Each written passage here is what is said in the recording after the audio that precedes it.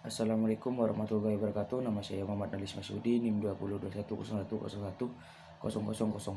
Di sini saya akan menjelaskan tentang penilaian dalam buku Martin Long, Psychology of Education 2003 bab 3. Yang pertama ialah mengapa menilai.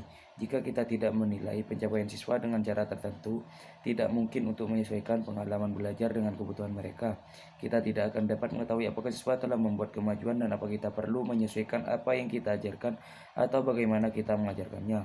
Selanjutnya, apa yang bisa kita nilai? Yang pertama ialah pencapaian.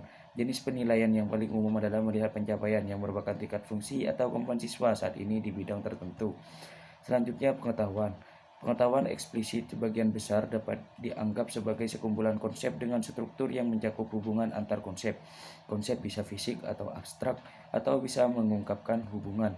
Keterampilan. Keterampilan melibatkan aspek prosedural bagaimana melakukan sesuatu. Ini biasanya mengacu pada kemampuan tingkat yang lebih tinggi yang relatif kompleks yang terdiri dari sejumlah kemampuan lain yang terkait dan terkoordinasi. Selanjutnya, pemahaman. Pada tingkat dasar, pemahaman dapat melibatkan transfer dan penggunaan pengetahuan dalam situasi baru. Yang terakhir ialah bakat. Penilaian bakat dilakukan untuk melihat potensi pencapaian di masa depan. Selanjutnya, fungsi penilaian. Yang pertama ialah penilaian sumatif atau evaluasi. Bentuk penilaian klasik yang paling terkenal melibatkan tingkat pencapaian, meringkas, serta tes dan ujian formal seperti GCSE dan level A. Ini termasuk tindakan informal yang biasa digunakan seperti tes review.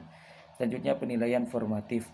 Penilaian digunakan untuk membantu mengarahkan atau membentuk proses pendidikan bagi siswa. Standar ini terutama berlaku untuk penilaian diagnostik, meskipun dapat juga memiliki fungsi paduan, pemilihan, dan prediksi. Selanjutnya, rentang fungsi.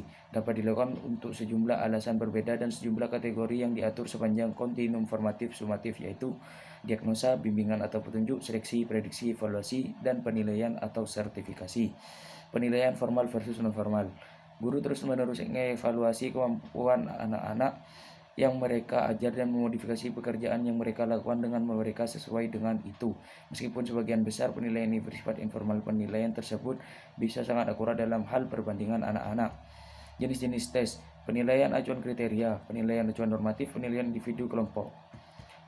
Penilaian acuan kriteria. Tes yang mengacu pada kriteria menilai kinerja semata-mata pada fitur tertentu dari pencapaian kemampuan. Penilaian acuan normatif. Penilaian menggunakan untuk membedakan antara individu atau membandingkan mereka satu sama lain. Yang terakhir, penilaian individu dan kelompok. Keuntungan dari tes diberikan secara individu adalah dapat dipantau secara ketat dan disesuaikan dengan kemampuan siswa. Tes kelompok jauh lebih umum di sekolah dan dapat dilakukan untuk seluruh kelas atau kelompok tahun pada waktu yang sama. Sekian dari saya, terima kasih. Wassalamualaikum warahmatullahi wabarakatuh.